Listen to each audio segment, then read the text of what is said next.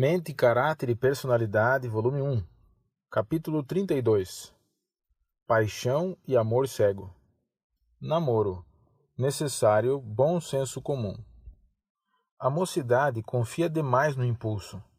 Não deve entregar-se demasiado facilmente, nem deixar-se cativar muito depressa pelo atraente exterior do pretendente. O namoro, tal como é seguido hoje, é um estratagema de engano e hipocrisia, com o qual o inimigo das almas tem muito mais que a ver do que o Senhor. Se há coisa em que seja preciso o bom senso comum, é esta, mas o fato é que ele pouco se emprega neste assunto. Devem ser desenvolvidos os traços mais nobres.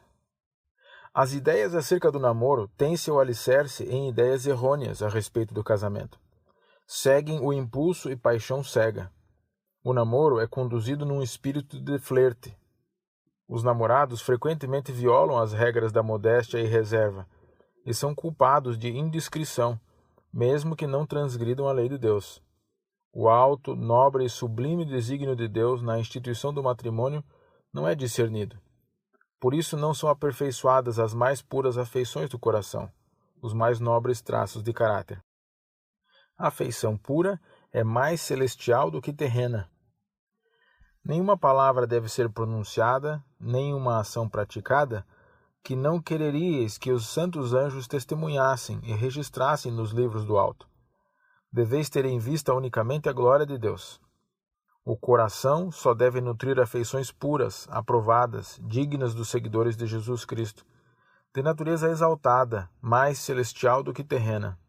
Qualquer coisa diferente disso no namoro degrada e avilta. E o matrimônio não pode ser santo e honroso à vista de um Deus puro e santo, a menos que esteja de acordo com o exaltado princípio escriturístico. Perigo das horas tardias. O hábito de ficar a conversar até altas horas da noite é costumeiro, mas não agrada a Deus, mesmo quando ambos sejam cristãos. Essas horas inoportunas prejudicam a saúde, incapacitam a mente para os deveres do dia seguinte e têm a aparência do mal. Meu irmão, espero que tenhas suficiente respeito próprio para deixar essa forma de namoro. Se desejas sinceramente a glória de Deus, agirás com decidida cautela. Não tolerarás que o doentio sentimentalismo amoroso te cegue a visão por tal forma que não possas discernir os altos direitos de Deus sobre ti como cristão. Paixão, pobre motivo para casamento. Estas horas desperdiçadas da meia-noite, nesta época de depravação, levam com frequência à ruína de ambas as partes empenhadas. Satanás exulta e Deus é desonrado quando homens e mulheres se desonram a si mesmos. O bom nome da honra é sacrificado sob o acesso de paixões, e o casamento dessas pessoas não pode ser solenizado sob a aprovação de Deus. Casaram-se porque a paixão os impulsionou. E quando a novidade do fato houver passado, começarão a compreender o que fizeram. Falso amor, incontrolável. O amor que não se baseia senão em mera satisfação sensual será obstinado, cego e incontrolável. A honra, a verdade, toda a nobre e elevada faculdade do espírito são levadas cativas das paixões. O homem preso nas cadeias dessa absorção fica muitas vezes surdo à voz da razão e da consciência. Nem argumento nem súplicas o podem levar a ver a loucura de sua direção. O amor não santificado desencaminha. Não santificadas afeições humanas sempre desencaminham, pois acenam para outras veredas do que o caminho que Deus indica. A repetição do pecado diminui o poder da resistência. Aquele que cedeu uma vez à tentação, cederá mais facilmente segunda vez. Cada repetição do pecado diminui seu poder de resistência, cega seus olhos e suprime a convicção. Cada semente de condescendência que é semeada produzirá fruto. Deus não opera por milagre para impedir a ceifa. A paixão destrói tudo. Devem estar sempre em nossa mente as palavras de Cristo. Assim como foi nos dias de Noé, será também nos dias do Filho do Homem. Comiam, bebiam. Em nossos dias, o apetite domina a mente e a consciência. Prevalece a glutonaria, o beber vinho e licores alcoólicos, o uso de fumo, Mas os seguidores de Cristo serão temperantes no comer e beber. Não condescendem com apetite às expensas da saúde e do crescimento espiritual. Casavam e davam-se em casamento, até o dia em que Noé entrou na arca e veio o dilúvio e destruiu a todos. Vemos o mesmo uso agora com respeito ao casamento. Jovens e mesmo homens e mulheres, que deviam ser sábios e capazes de discernir, procedem como se nessa questão estivessem enfeitiçados. Um poder satânico parece tomar posse deles. Consumam-se os mais indiscretos casamentos. Deus não é consultado.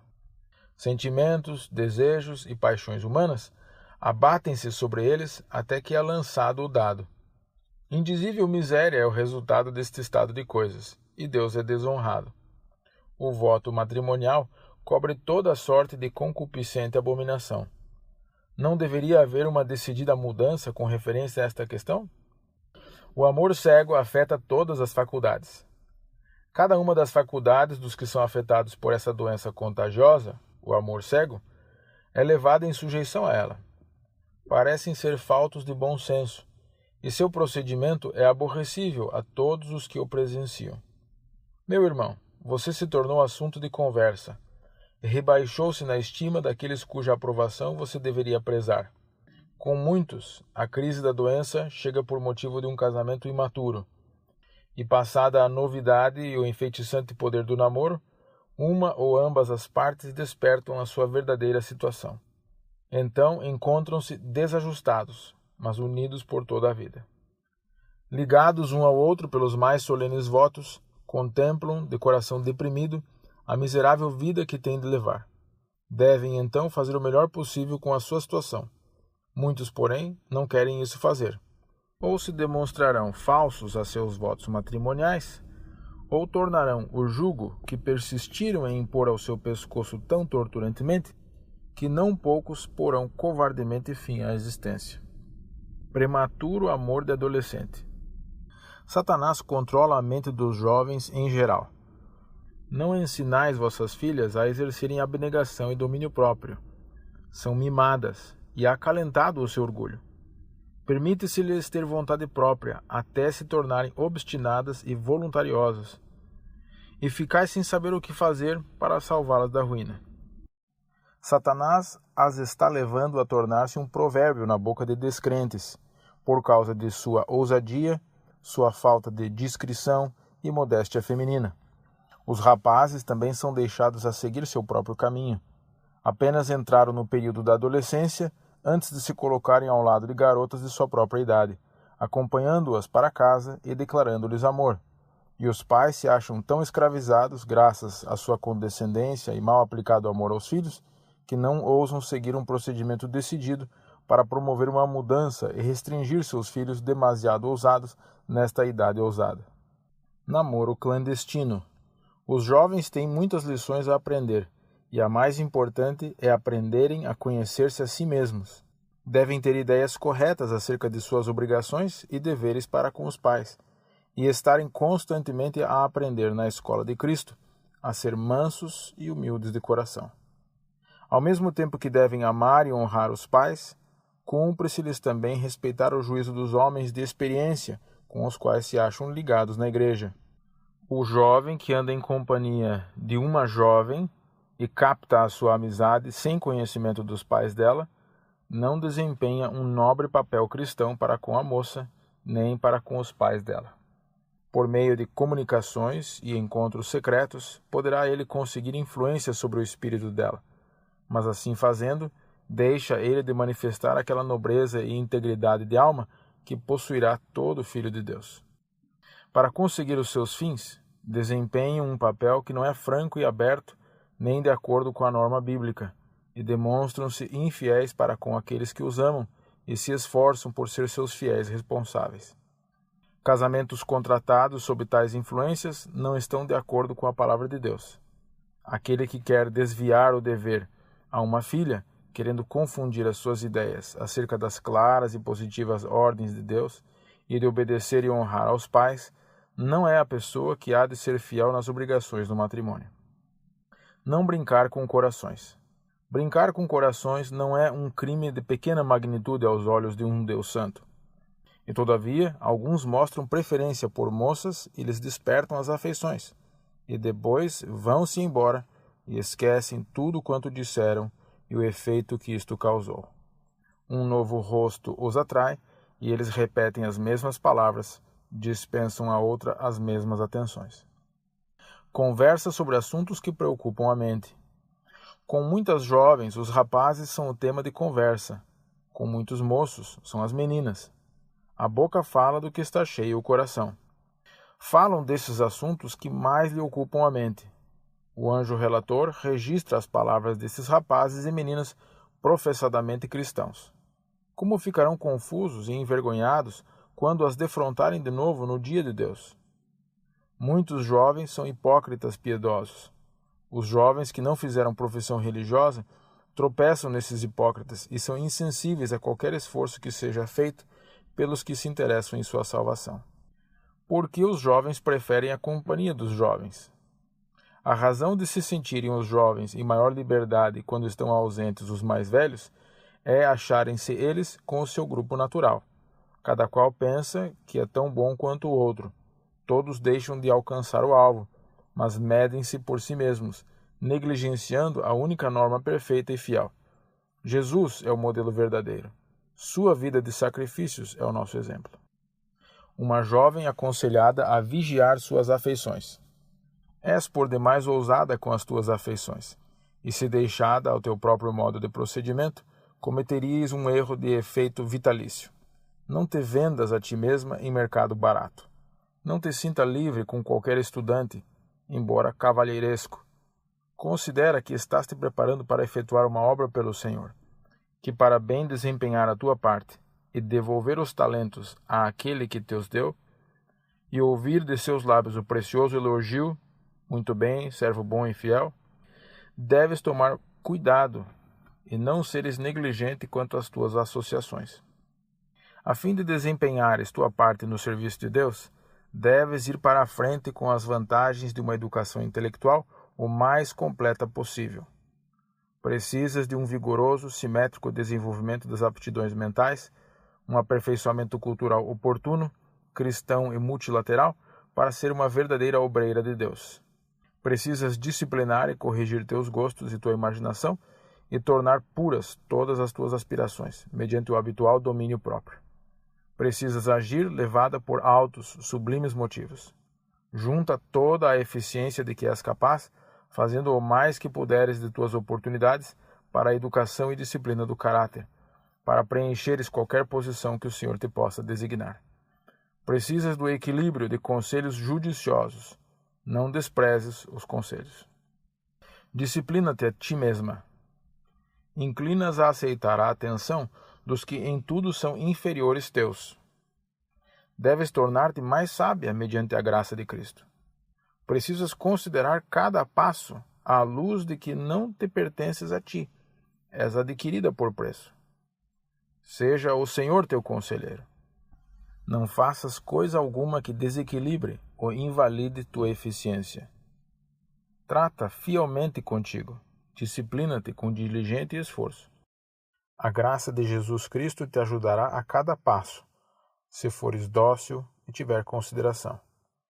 Escrevo-te isso agora e tornarei a escrever sem muita demora, pois ao me serem expostos os erros da sua vida passada, não me atrevo a deixar de fazer as mais sinceras súplicas a que te apegues estritamente à disciplina. Não te deixes desviar para falsas veredas e não mostres preferência à sociedade de rapazes, pois não só prejudicarás tua própria reputação e perspectivas futuras, como também suscitarás esperanças e expectativas na mente daqueles a quem mostres preferência, e ficarão como que enfeitiçados por um sentimentalismo amoroso doentio, e estragarão sua vida estudantil. Tu e eles estais na escola com o fim de obter uma educação que vos habilite, intelectual e moralmente, para a maior utilidade nesta vida e para a futura vida imortal. Não cometas o erro de receber atenções de qualquer jovem ou de animá-lo. O Senhor determinou ter uma obra a ser feita por ti. Seja teu motivo atender ao pensamento e vontade de Deus, e não seguir tua própria inclinação, prendendo teu destino futuro com cordas com liames de aço. Ligações erradas podem desequilibrar as faculdades mentais. Conselho a uma mocinha de 18 anos. Não tens o direito de dedicar tuas afeições a qualquer jovem, sem a plena sanção de teu pai e tua mãe. És ainda criança, e mostrar preferência a qualquer jovem sem o pleno conhecimento e sanção de teu pai é desonrá-lo. Tuas atenções a esse jovem te estão privando da paz mental e de um sono sadio. Estão te enchendo a mente com fantasias tolas e sentimentalismo. Estão te atrasando nos estudos e impondo sérios males a tuas faculdades mentais e físicas. Se há oposição, tornas-te irritadiça e desanimada. Regulamentos escolares.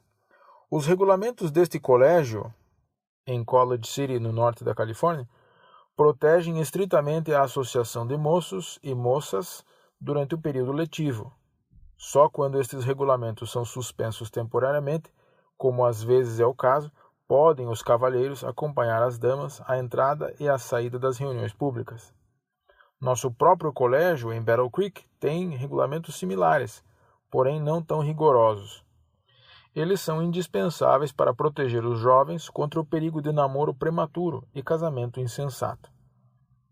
Os jovens são enviados ao colégio por seus pais para obterem educação, não para flertarem com o sexo oposto.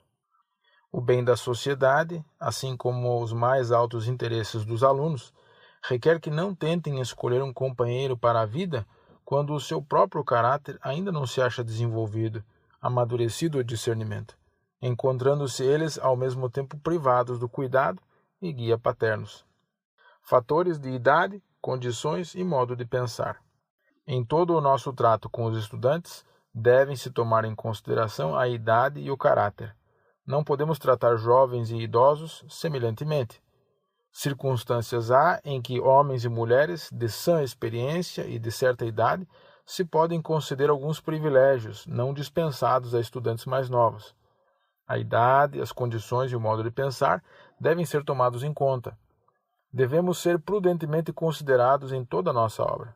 Não devemos, porém, diminuir a firmeza e a vigilância no lidar com alunos de todas as idades. Tampouco a estrita proibição das associações sem proveito e imprudentes de jovens e imaturos estudantes. Perigos da paixão.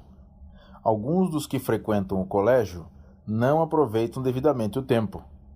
Tomados da vivacidade da juventude, desdenham das restrições que deles se exigem. Especialmente se rebelam contra as regras que não permitem a jovens cavalheiros dispensar atenções a moças. Muito bem conhecido é o mal de semelhante procedimento neste século corrupto. Num colégio onde tantos jovens se associam, imitar os costumes do mundo neste respeito seria o mesmo que encaminhar os pensamentos para um conduto que os estorvaria na aquisição de conhecimentos e em seu interesse nos assuntos religiosos. A paixão por parte de ambos, rapazes e moças, partilhando mútuas afeições nos dias escolares, mostra falta de são juízo. Como em seu próprio caso, o cego impulso controla a razão e o discernimento. Sob esse cativante engano, a momentânea responsabilidade sentida por todo cristão sincero é posta de lado. Morre a espiritualidade e o juízo e a eternidade perdem seu solene significado. Quando o amor humano toma a dianteira. Para muitos, o amor ao que é humano eclipsa o amor ao divino. Dão o primeiro passo na apostasia, aventurando-se a desrespeitar a expressa ordem do Senhor, e a apostasia completa é muitíssimas vezes o resultado. Sempre se tem demonstrado coisa perigosa os homens fazerem sua própria vontade, em oposição às reivindicações de Deus. No entanto, representa para os homens uma dura lição aprender que Deus toma a sério o que diz. Via de regra, os que escolhem para amigos e companheiros pessoas que rejeitam a Cristo e pisam na lei de Deus, finalmente mostram o mesmo pensamento e espírito. Casamentos mistos.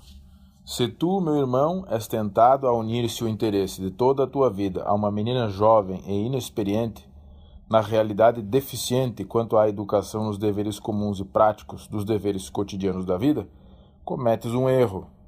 Essa deficiência, porém, é pequena em comparação com a ignorância dela em relação a seu dever para com Deus. Ela não tem sido privada da luz, teve privilégios religiosos e, todavia, não sentiu sua miserável pecaminosidade sem Cristo. Se, tomado de paixão, és capaz de ausentar-te da reunião de oração, onde Deus se encontra com o seu povo, para desfrutares da sociedade de uma pessoa que não tem amor a Deus e não vê atrativos na vida religiosa, como podes esperar que Deus coroe de felicidade semelhante união? Casamentos de crentes com descrentes. Há no mundo cristão uma assombrosa, alarmante indiferença aos ensinamentos da palavra de Deus a respeito do casamento de cristãos com descrentes. Muitos que professam amar e temer a Deus preferem seguir a inclinação de seu próprio pensamento em vez de tomar conselho da infinita sabedoria. Em assunto que concerne vitalmente a felicidade e bem-estar de ambas as partes, para este mundo e o próximo, são postos de lado a razão, o discernimento e o temor de Deus, e permite-se que o cego impulso, a obstinada determinação tome o controle. Homens e mulheres, em outros aspectos sensatos e conscienciosos, fecham os ouvidos a conselhos. São surdos aos apelos e rogos de amigos e parentes e dos servos de Deus.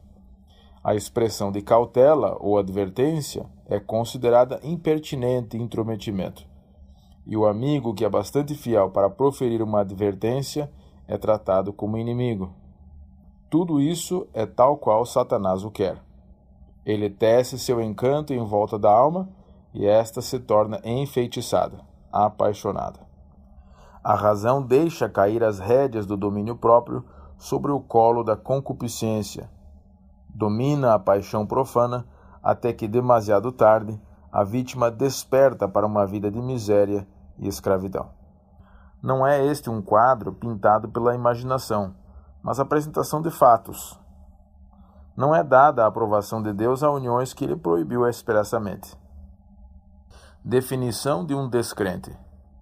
Mesmo que o companheiro de tua escolha fosse em todos os outros respeitos digno, o que não se dá, no entanto, ele não aceitou a verdade para este tempo.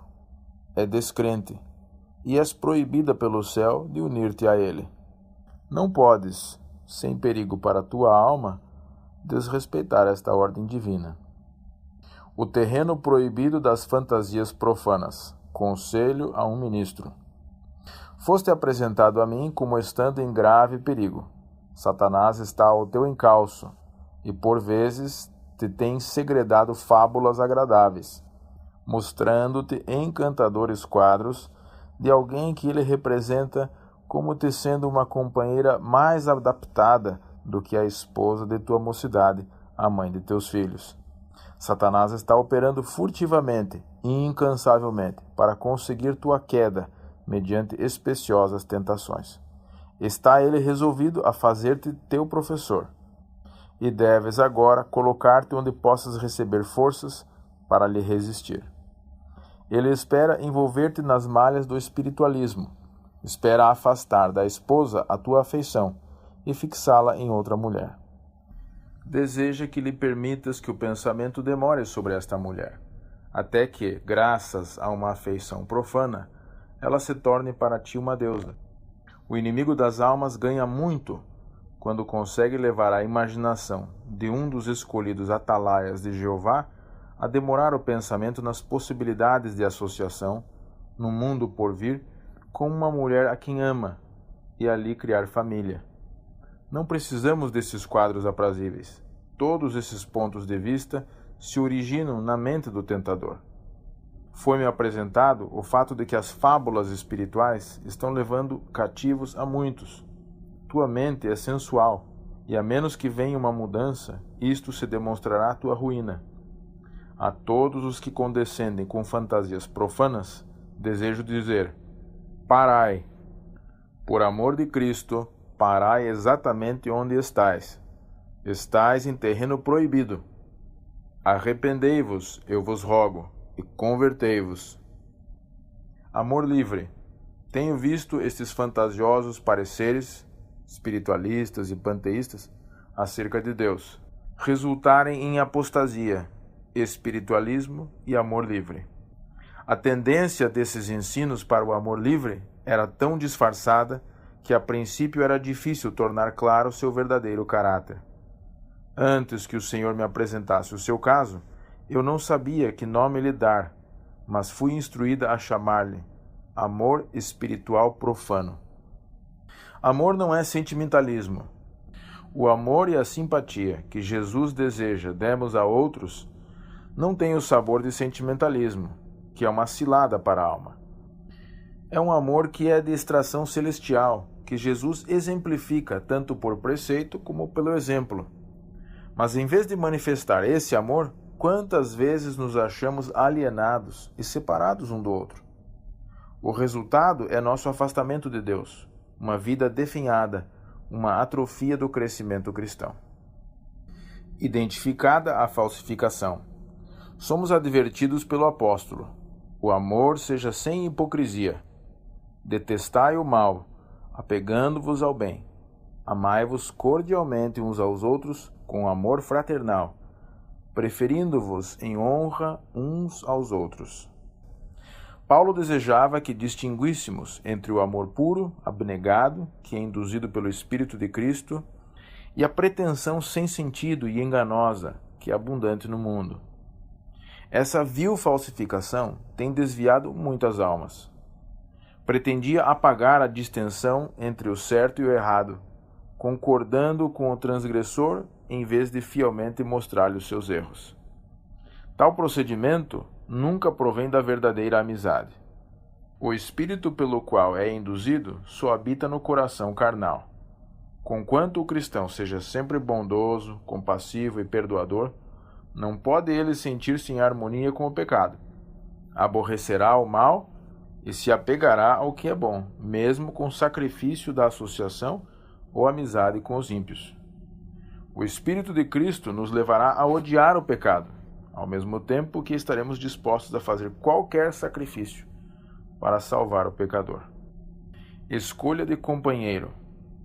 Receba a jovem como companheiro vitalício tão somente ao que possua traços de caráter puros e varonis, que seja diligente, honesto e tenha aspirações, que ame e tema a Deus.